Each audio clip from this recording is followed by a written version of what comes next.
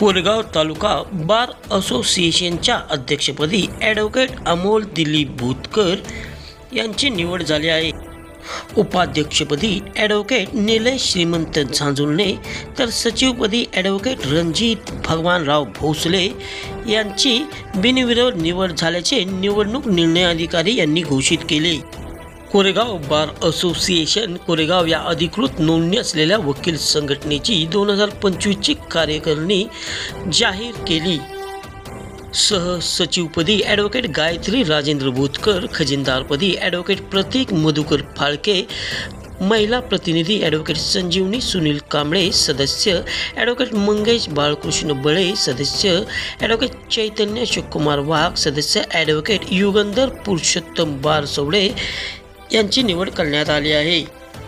Advocate Jaywantrao Kenjale, P K. Baraswade, Tanajirao Pawar, S N. Kshirsagar, advocate P C. Bhosale, advocate Dhairyasheel घारगे, Shabbir Inamdar, Shrikant Kenjale, Dilip Bhosale, R K. Bhutkar, Mahesh Shedge, Adhiraj Mane, Bhaiyasaheb Jagdale, Satish Kadam, Pushparaj Bhoite, Prashant Khamkar, Kiran Sanas, Sandeep Pawar, Sandeep Chavan, Kishor Kharade, Anil Phalke, Irfan Jamadar, Sandesh Mane,